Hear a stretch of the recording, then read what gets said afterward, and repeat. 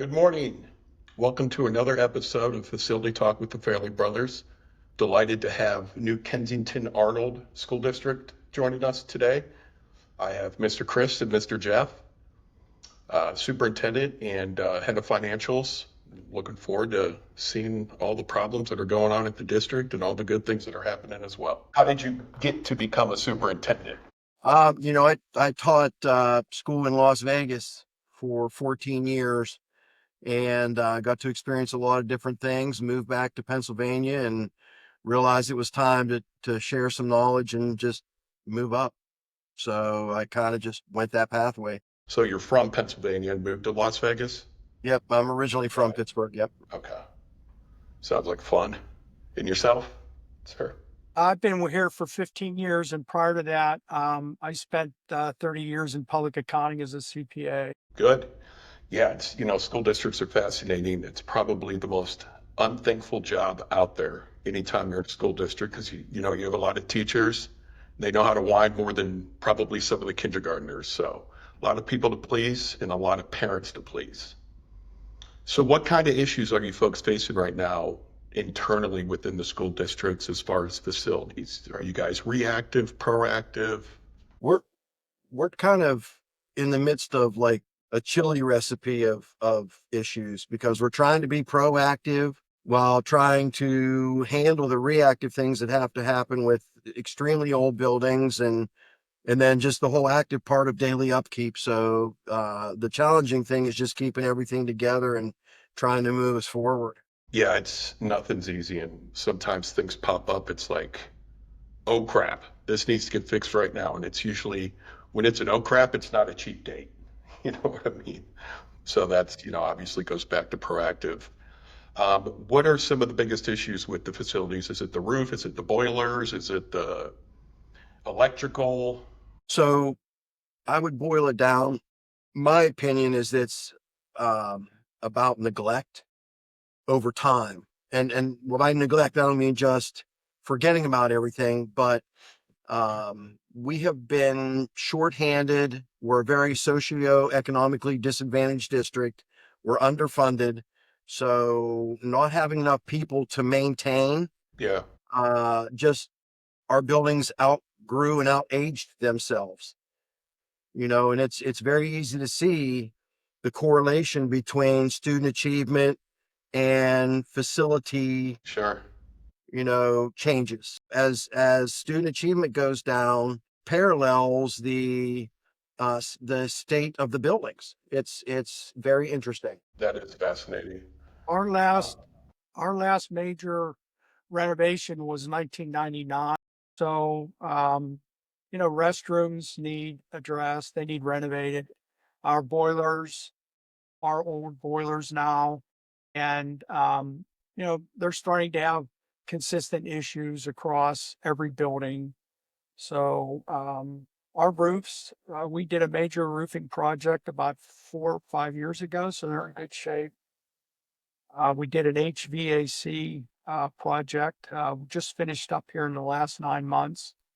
And we retrofitted, replaced all of our univents in classrooms, fan coil units, as well as a significant amount of, air handling equipment and air conditioning. What about your parking lots? Are those in good shape? Not really. Not really. That's They need some tender care. Yeah. Yeah. Yeah, those nothing cheap about a school or a school district and trying to keep up with all that stuff. Now, and also, another thing is, there's so many administration changes and handoffs and a new super, a new principal, a new maintenance guy. So it's hard to stay consistent with maybe a particular relationship an individual has, whether it's a roofer, an HVAC guy. It's always somebody else coming in and starting from scratch, really. What other kind of things are going on at the school district? Is attendance good? Is people enrolling regularly? Is it going up or down? We've since COVID, we saw a decline. Although in 3 of our 4 buildings, we've seen a significant increase in attendance over the last year and a half to 2 years. Good. Attendance still seems to be an issue at the high school level, 9 through 12. and to a certain extent, 7th and 8th grade in Sure. particular. But I think part of the issue is like the environment for learning isn't exactly the greatest for kids that want to be at school.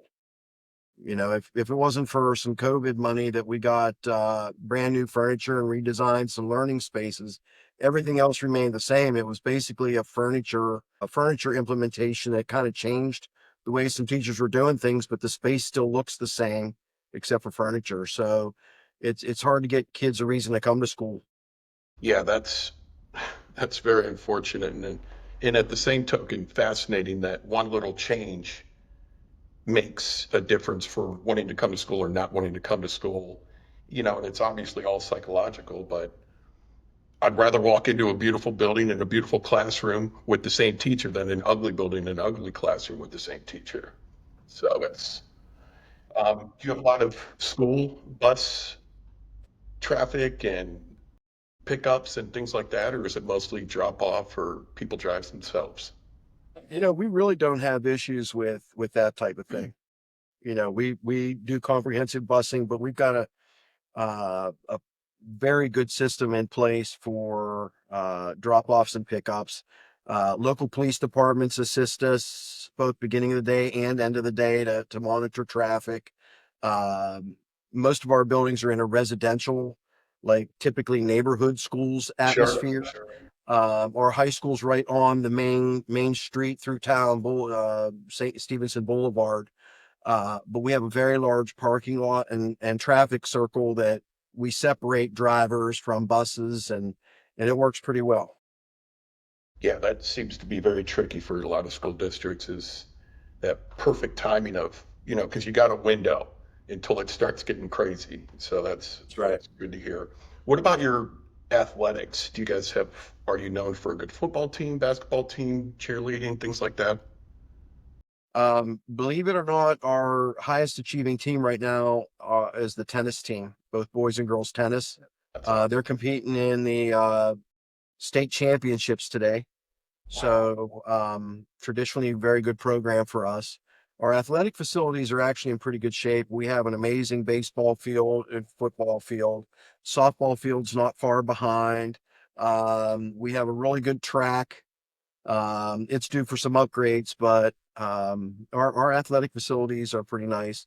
We have a whole athletic facility that includes batting cage and pitching mound, and then a significantly large size, commercial size weight room, which is really Wow. nice. That's awesome. Yep. How would you say the morale is within the faculty at the district? So I feel like there's been an improvement over the last few years. We're not necessarily where I think we should be or need to be. There's particular actions of the district that still need to see more success in order to feel better about things. Sure, sure. So, Yeah, that's always, you know, so tricky. And, you know, the thing about teachers, they're unions, so they work for you, but they don't really work for you.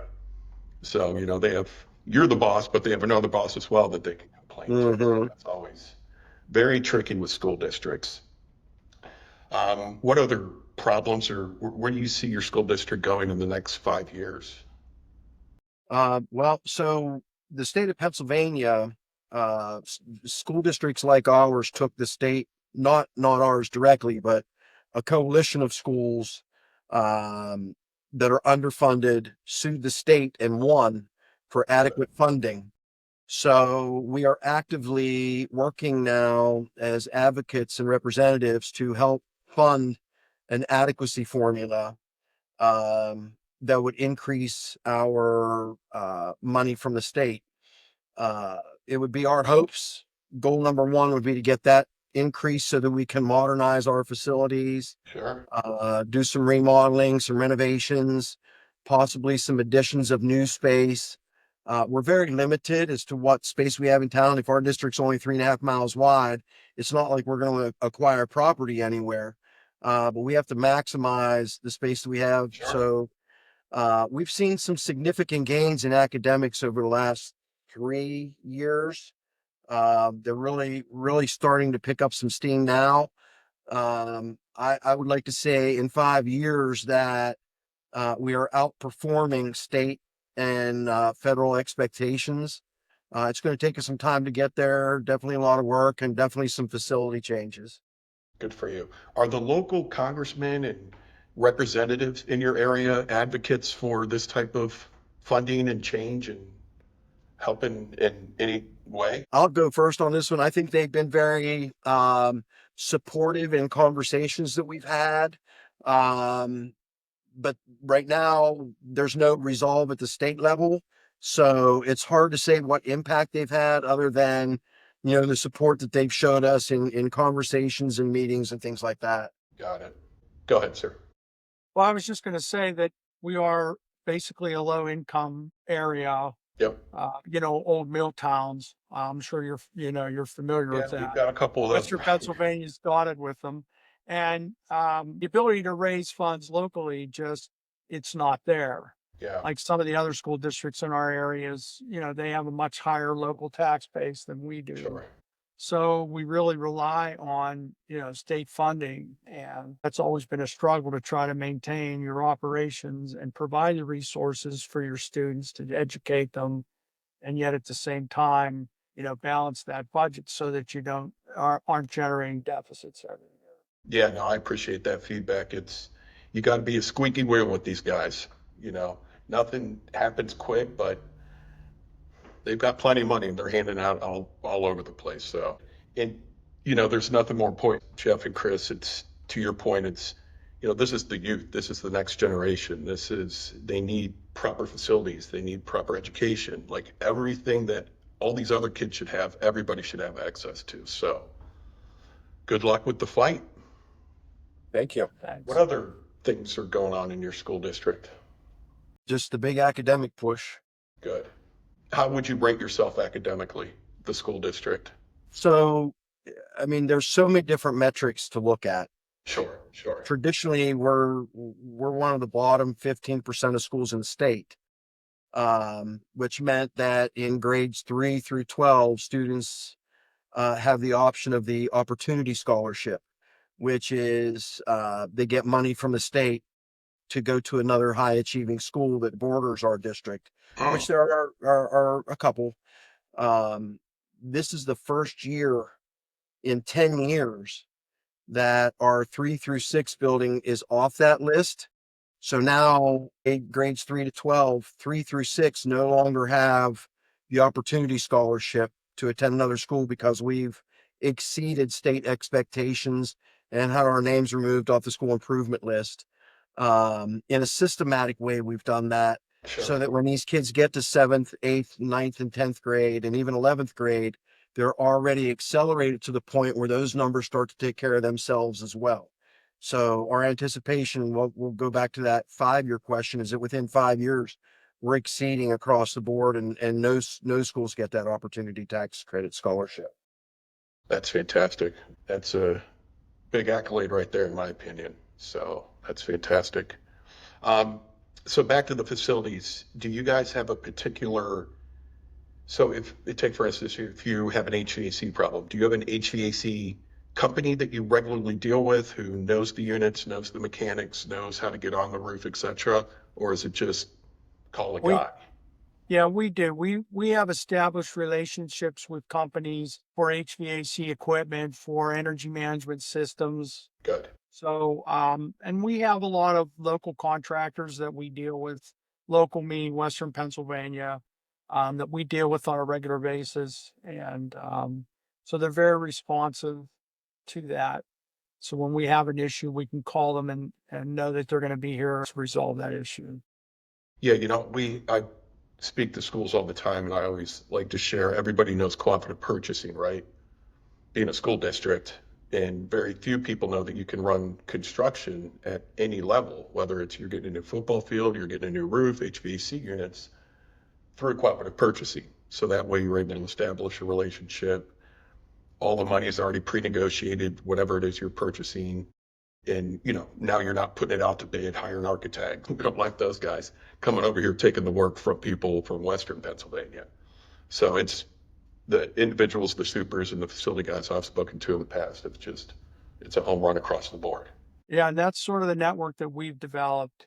Good. And then when you do a larger project like the HVAC project that I had mentioned earlier, we did that through an ESCO, Perfect. a Giza, and there again we got in touch with them through our HVAC contractor who had done some projects for them at another district. So, it worked out very well for us.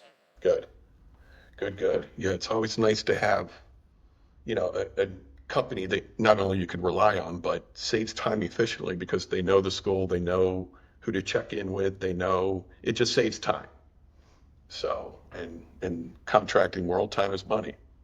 It is. That's good. Is there anything else you folks wanted to mention or talk about? Since we're talking about facilities, I want to relate back to that academic piece. Like in regards to facilities, I would love to see an increased facility plan that includes like additions onto the building for large group instruction and also outdoor learning spaces and green spaces that promote different types of learning styles for a naturalistic Sure. learning experience and things like that. I mean, you can see there's a number of school districts that have money that are able to do those things, and that's a different look at facilities. We also know there's a huge move, especially in the Pittsburgh area, take really old buildings and repurpose them. So it's not like I want to disregard what we have. I'd like to repurpose that and have some new space to really just make school different. Yeah, that's a great point, and thanks for sharing that. You don't have any old buildings in Pittsburgh. What are you talking about? No, because times change. You know, can you imagine what we're doing today compared to 20 years ago in school, 50 years ago in school? So to your point, kids evolve.